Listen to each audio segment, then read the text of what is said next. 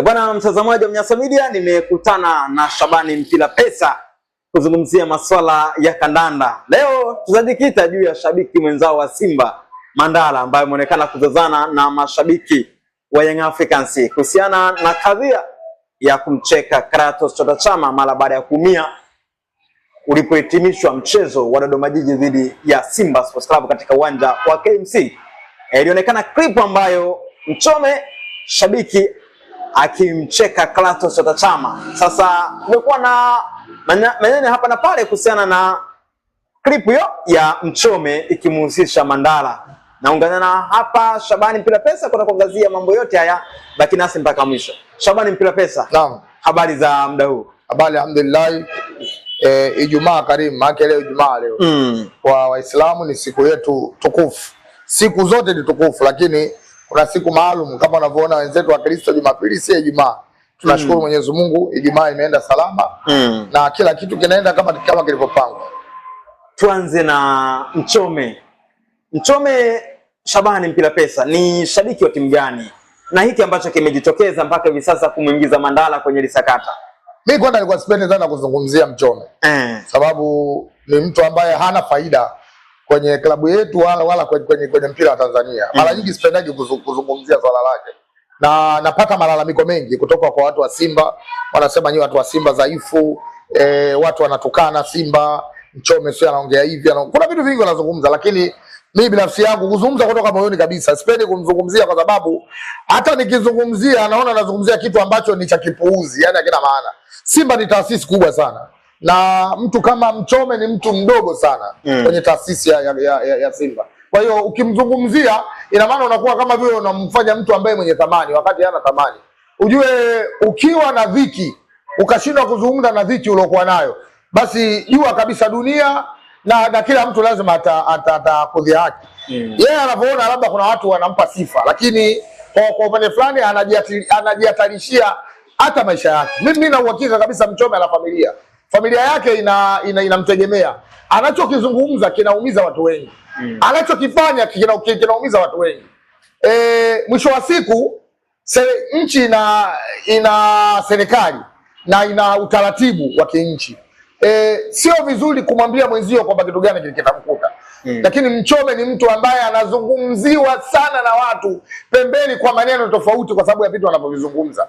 Leo ukizungumzia mpira, kuna wawekezaji wameenda kuwekeza katika mpira. Mohamed Dewji tumeona amewekeza pesa nyingi sana. Lakini tunamuona Khalid Said kawekeza pesa nyingi sana. Tunaona kina Baadaye sawa kina nani wamewekeza pesa nyingi sana. Anatokea mtu ambaye anajitafuta kwenye maisha, alikuwa hana godoro wala kitanda, analala chini. Maisha yake yalishamtandika, anaenda kushapua blandi za watu ambao wameenda kuweka hela na wanalipa kodi. Leo ukimwangalia mtu kama huyo hajui hata thamani ya kodi ya nchi ya Tanzania.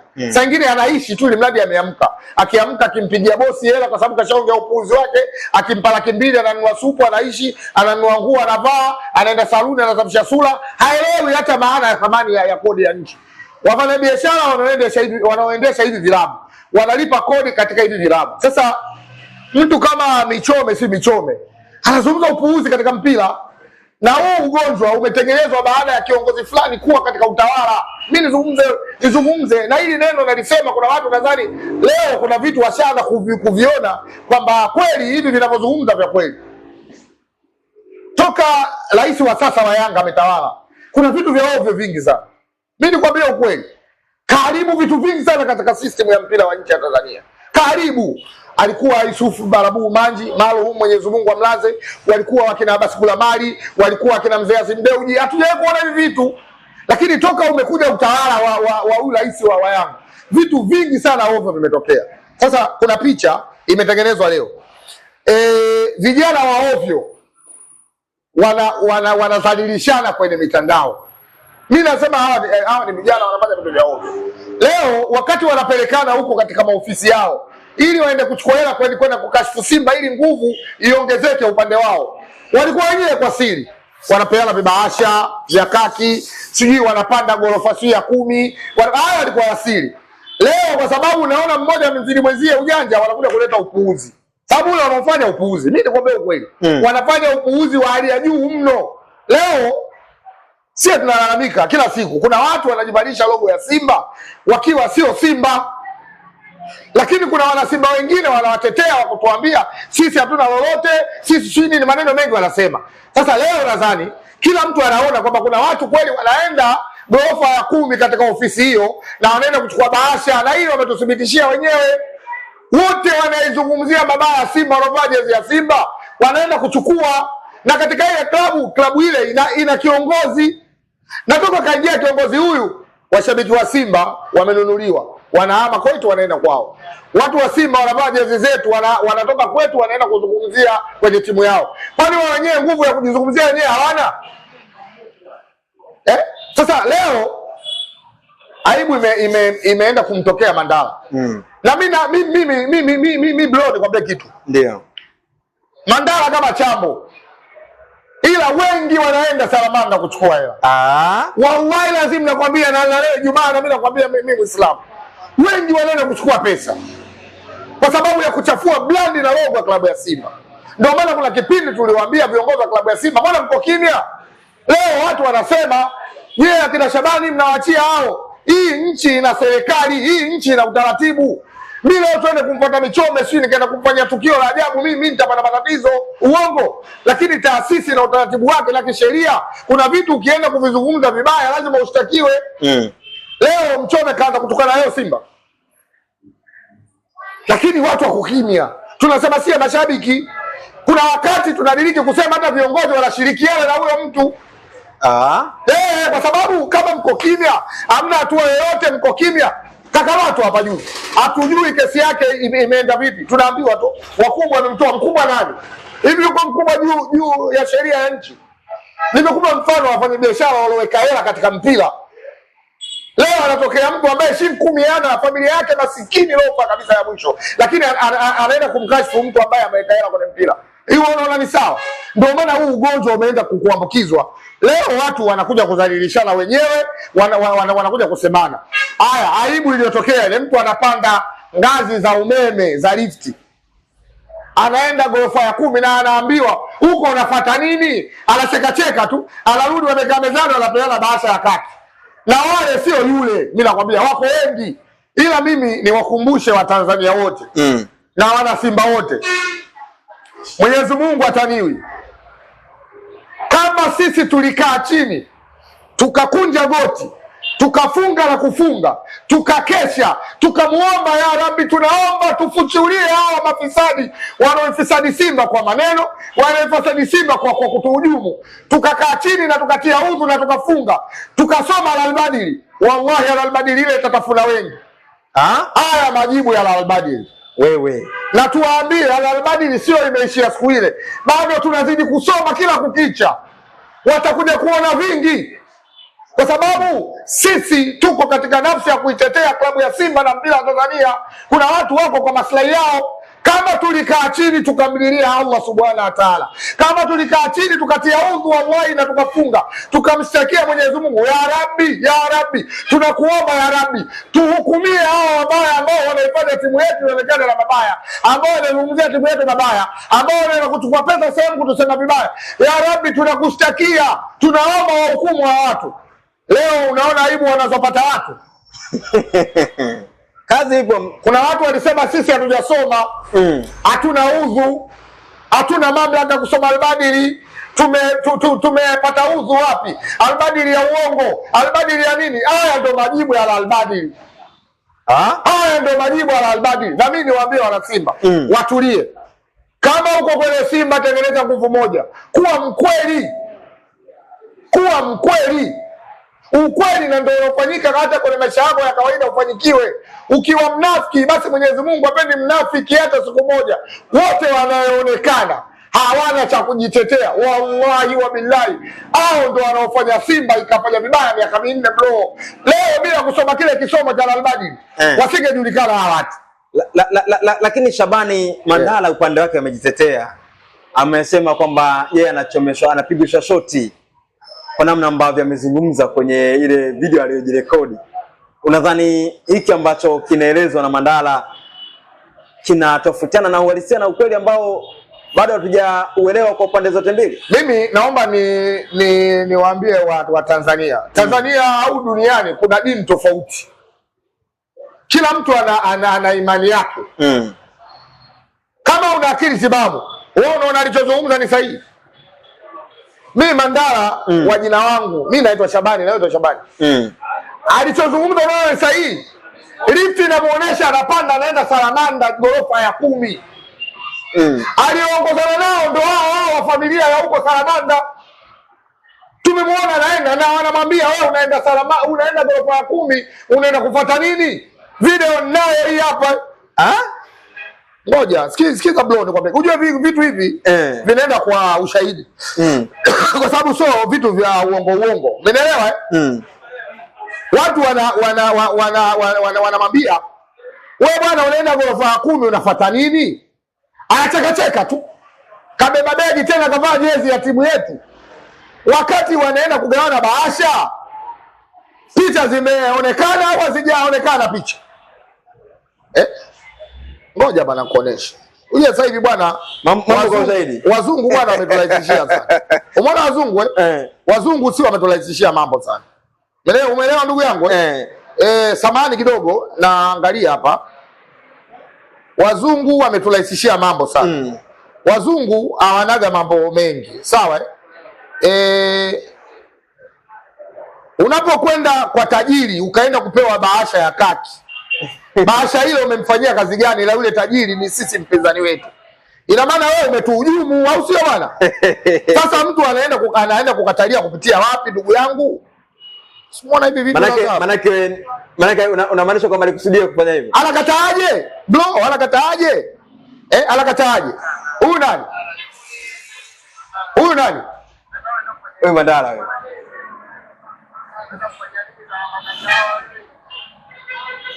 Yuko na nani? Na watu wa Simba au wa Yanga? Naona mtu wa Yanga yuko pale Mbajiji. Yuko naye?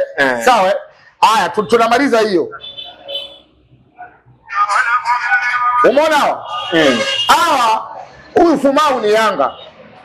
Na huyu Goli ni Yanga.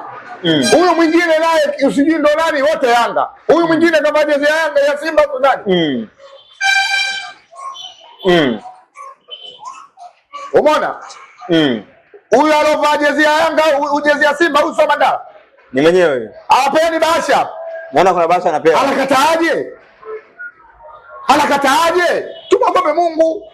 Leo atakapo ukisema umejitetea, unajiteteaje bro? Mimi napenda kuzungumza ukweli. Mandala mimi mshikaji wangu. Ila katika hili Mandala amefeli. Mimi kwa Mungu nakwambia ukweli. Na akina Mandala wastahili wako wengi. Ambao leo wanatumika kwenye Simba. Kuna wamezaliwa wengi. Tunawaona wanazungumza lakini siri zinafichwa. Leo visoma na Albadili vinawafichua watu. Leo wana Simba waamini kwamba Albadili lilosomeka tulitia huku na tulinuia na wote tulikuwa wasafi. Na waliosoma sio wachafu, watu sahihi. Itawatafuna sana. Itawamaliza sana. Na itawaumbua sana katika maisha yao kwa sababu ya shida walizokuwa nazo. Ila watambue unapoihujumu Simba unahujumu ulimwengu wa watu wengi kwenye hii dunia. Kuna watu wamepoteza maisha kwa sababu ya klabu ya Simba kufanya vibaya. Kuna watu wamepoteza maisha kwa sababu ya Simba ya vile inavyofanya. Kuna watu wamepoteza maisha kwa sababu ya kwenu nyinyi machawa. Mimi bro kwenye Simba sijitetei na wala sitaki mtu anitetee katika hili. Mimi huwezi kuninunua kwenye Simba. Huwezi kununuliwa. Ndio maana unaniona naishi miaka mingi kwenye Simba. Huwezi kupewa bahasha Shabani. Vizazi vyote asilimia vya umri wa sasa vyote vimenikuta kwenye mpira. Vinadhalilika. Mimi kuna siku nishakudhalilika. Wakati nataka kusoma Albadili hapa. Kuna watu waliniambia nimepewa hela na changisha hela. Ili mradi wanikashfu. Na hao waliosema ni watu wa Simba ambao wanatumika upande wa pili. Ili mradi kisomo kisifanyike. Kuna watu walisema kwamba mimi ile Albadili nimeenda kusoma ile ya uongo na mimi mwenyewe mnafiki. Mwenyezi Mungu jamani hataniwi. Niwakumbushe wana Simba. Kila mwana ya Simba akikaa baada ya wiki 2-3 aite shekhe wake, achukue ubani wake, atie atandika Albadili kwa kuchinja. Tuwachinje wanafiki wote na wanafiki wote Mwenyezi Mungu aende kuwaumbua inshallah. Sasa ujumbe wako ni upi kwa Mchome na kwa Mandala na kwa hao wengine ambao unawasema wapo lakini hujawataja kwa majina na wewe unaenda kule kupokea bahasha? Sina ujumbe wa Mchome kwa sababu ni mtu ambaye yani naona ana madhara na ni mtu mmoja yani wa ovyo kabisa. Nitamtoa. Ila niwakumbushe wana Simba wote. Kila mwana Simba mwenye imani yake kwa dini yake, hakikisha kila anapofanya ibada yake, yoyote anayetuombea mabaya basi amtilie nia ubaya umrudie yeye inshallah. Kila mwana Simba yoyote mwenye nia thabiti na klabu yetu, kama kuna mtu anatufanyia mabaya kwenye klabu yetu, uwe Kristiani, uwe Islamiki, uwe nani, basi waombee wale wanaotufanyia mabaya. Mwenyezi Mungu awaumue kwenye hii ardhi ya Allah subhanahu, awaumue kama tunavyoona leo watu wanakwenda kuumbuka. Kwani leo mtu katoa bahasha yake, sisi tulikuwa tujui bro. Leo mambo sawa zamani. Mambo ya kwa zamani. Video mpaka mwanangu alozaliwa leo anayo. Anaona kwamba baba wa jina wako ameenda Salamata Tower ghorofa ya 10 na kapewa bahasha ya kaki. Uongo. Uongo. Zamani tulikuwa tunaona hivi vitu kabla ya kisomo. Nilikuwa vipo bado. Hawakutuambia wana jasusi wao ndani. Leo baada ya kisomo ushamsikia jasusi. Wanadhalilika tu. Wachezaji wanadhalilika, viongozi wao wanadhalilika, sijui nani wanadhalilika, na timu yetu inasimama vizuri inshallah. Wana Simba, tuongeze bidii katika kumuomba Mwenyezi Mungu. Wabaya wote, ukiomba jema, ukiwa mwema, Mwenyezi Mungu anapokea yale ya watu wabaya, kwa sababu wewe umeenda kuomba mema. Kwa mtu yoyote atatufanyia ubaya, kama na wewe hujafanya baya ukimuomba, Mwenyezi Mungu anapokea. Mimi na uhakika tuliofanya visoma vya Al-Badri wote tulikuwa wasafi, ndio maana watu wanadhalilika. Sasa Mandala, mnamwangalia kwa jicho gani? Ni shabiki wa Simba bado ama tayari na nyinyi mnamuunganisha kwenye kundi la? Sisi haituhusu. Alikuja Simba mwenyewe, hamna mtu ambaye kamkaribisha, alipenda kwa mapenzi yake. Kama alipenda Simba kwa sababu ya maslahi ya maisha ya kawaida, hiyo juu yake, sisi haituhusu. Ila mimi niseme sio Mandala, hata mimi Shabani, kama naihujumu timu ya klabu ya Simba na Ijumaa hii, Mwenyezi Mungu anipe hiyo harika. Mimi yake Mungu nakwambia bro, mimi napenda Simba kutoka moyoni. Mimi Simba ikipoteza au ikifungwa au mtu wa Simba wa ndani akikashfu klabu, nafsi ya Watanzania wengi au watu wengi duniani wanapenda mpira wanaumia. Mimi nimeona tushawazika ndugu zetu kwa sababu ya Simba inafanya vibaya. Kwa nini mtu wewe timu iteseke kwa sababu yako wewe uishi? Ndio maana tukamshtakia Allah subhanahu wa ta'ala, na Mwenyezi Mungu kapokea hili. Wallahi kapokea. Kama asingepokea tusingeona hivi vitu. Baada ya kisomo, vitu vingapi vilivyo, watu wangapi walozalilika? Watu wa Simba, ongezeni juhudi za kufanya visomo. Ongezeni juhudi za kumshtakia Allah. Ongezeni juhudi za kuiombea timu yetu ya Simba Sports Club. Ongezeni juhudi ya kuombea wachezaji wetu wa Simba wao wachezaji imara. Leo wachezaji wetu tunawaona wako imara, tunaona viongozi wetu wamesimama wakiwa thabiti, tunawaona wale wanafiki wote Mwenyezi Mungu anawaumua. Sasa hivi tumeona watu wanaenda mpaka wanapokaa vikao wanapeana bahasha. Zamani tulikuwa tuone hivi vitu. Ya Rabbi, umepokea kilio chetu Mwenyezi Mungu. Tunaomba tupokee vilio vyetu wana Simba, kwa sababu mateso tulioyapata kwa hii miaka 4 sio madogo. Watu wanapandikizwa na tunaona kuna machao wengine wanapandikizwa. Kuna watu sasa hivi wapo wengine tunaona. Maana wengine wameingia tena. Wengi na wote wanapewa hela. Kama unapenda timu yako kutoka moyoni, huwezi kuongea maneno yale. Leo yule kijana ambaye anabishana na huyo Mandala amekiri kwamba Mchome ni mshabiki wa ovyo. Hajakiri. Amesema haya. Amekiri kwa sababu anatumika. Na kweli mtu anapenda timu yake kutoka moyoni, yule kijana akazungumza ukweli, aweza kaenda kuisaliti kwa maneno yale kama anaongea yule Michome tu Michome. Nchi nzima, kila kona nchi nzima, kama wewe mshabiki wa Simba, kila utakapomuona yule Michome basi jua huyo ni adui yako. Nchi nzima. Nchi nzima. Wallahi, kama unaomba muombe Mwenyezi Mungu yule kijana kwa maneno anayotuongelea. Leo amekaa kwenye media, Chama kapata majeraha, anashangilia. Ya Rabbi, ya Rabbi, mpe harika huyu Michome.